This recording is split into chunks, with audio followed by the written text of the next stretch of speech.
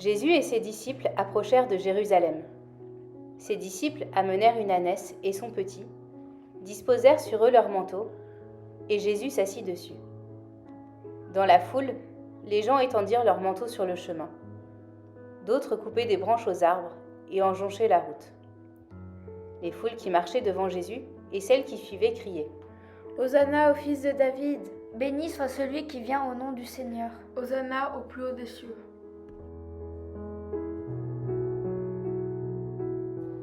Quelques jours plus tard, le soir venu, Jésus se trouvait à table avec les 12. Pendant le repas, Jésus, ayant pris du pain et prononcé la bénédiction, le rompit, et le donnant aux disciples, il dit « Prenez, mangez, ceci est mon corps. » Puis, ayant pris une coupe et ayant rendu grâce, il la leur donna en disant « Buvez-en tous, car ceci est mon sang, le sang de l'alliance versé pour la multitude en rémission des péchés. » Jésus se lève de table, dépose son vêtement et prend un linge qu'il se noue à la ceinture. Puis, il verse de l'eau dans un bassin. Alors, il se mit à laver les pieds des disciples et à les essuyer avec le linge qu'il avait à la ceinture. Quand il leur eut lavé les pieds, il reprit son vêtement, se remit à table et leur dit « Si moi, le Seigneur et le Maître, je vous ai lavé les pieds, vous aussi, vous devez vous laver les pieds les uns aux autres. C'est un exemple que je vous ai donné, afin que vous fassiez vous aussi, comme j'ai fait pour vous. »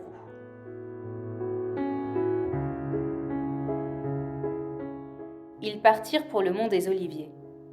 Cette nuit-là, je serai pour vous tous une occasion de chute. Mais une fois ressuscité, je vous précéderai en Galilée.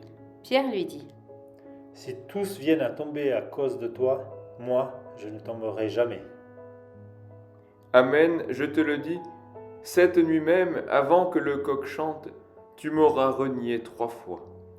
Il emmena Pierre, ainsi que Jacques et Jean, et il commença à ressentir tristesse et angoisse. « Mon âme est triste à en mourir. Restez ici et veillez avec moi. » Allant un peu plus loin, il tomba face contre terre en priant.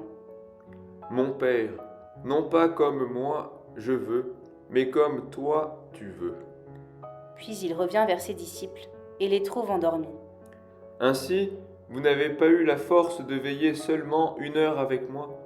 Veillez et priez pour ne pas entrer en tentation. » De nouveau, il s'éloigna et pria. Alors, il revient vers les disciples. « Levez-vous, allons, voici qu'il est proche celui qui me livre. » Jésus parlait encore, lorsque Judas, l'un des 12, arriva, et avec lui une grande foule armée d'épées et de bâtons, envoyée par les grands prêtres et les anciens du peuple. Ils arrêtèrent Jésus et l'emmenèrent devant Caïphe, le grand prêtre, chez qui s'étaient réunis les scribes et les anciens. Quant à Pierre, il le suivait à distance. Il entra dans la cour et s'assit avec les serviteurs. Les grands prêtres et tout le conseil suprême cherchaient un faux témoignage contre Jésus pour le faire mettre à mort. « Que dis-tu des témoignages qu'ils portent contre toi ?» Mais Jésus gardait le silence. « Quel est votre avis ?» Il mérite la mort. Alors, ils lui crachèrent au visage et le giflèrent. D'autres le rouèrent de coups. Pierre était dehors dans la cour. Une jeune servante s'approcha de lui et lui dit « Toi aussi, tu étais là avec Jésus, le Galiléen ?»« Je ne sais pas de quoi tu parles. » Celui-ci était avec Jésus. « Je ne connais pas cet homme. » D'autres s'approchèrent et dirent à Pierre « Sûrement, toi aussi, tu es l'un d'entre eux. » « Je ne connais pas cet homme. » Et aussitôt, un coq chanta. Alors, Pierre se souvint de la parole que Jésus lui avait dite. « Avant que le coq chante, tu m'auras renié 3 fois. » Il sortit et dehors pleura amèrement.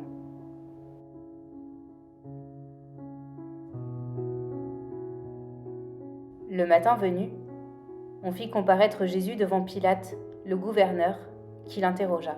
« Es-tu le roi des Juifs ?» C'est toi-même qui le dis. Mais tandis que les grands prêtres et les anciens l'accusaient, il ne répondit rien. Tu n'entends pas tous les témoignages portés contre toi? Mais Jésus ne lui répondit plus un mot, si bien que le gouverneur fut très étonné. Que ferai-je donc de Jésus, appelé le Christ? Qu'il soit crucifié. Quel mal a-t-il donc fait? Qu'il soit crucifié. Pilate, voyant que ses efforts ne servaient à rien, sinon à augmenter le tumulte, prit de l'eau et se lava les mains devant la foule, en disant : Je suis innocent du sang de cet homme, cela vous regarde. Voici l'homme. Il fit flageller Jésus, et il le livra pour qu'il soit crucifié. En sortant, ils trouvèrent un nommé Simon, originaire de Cyrène, et ils le réquisitionnèrent pour porter la croix de Jésus. Arrivé en un lieu dit Golgotha, ils le crucifièrent.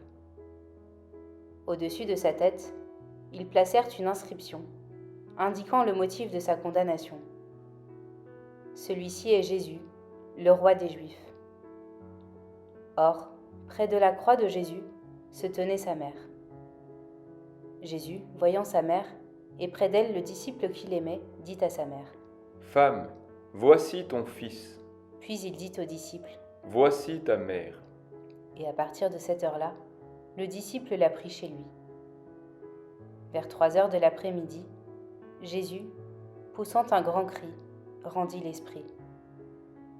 Un des soldats, avec sa lance, lui perça le côté.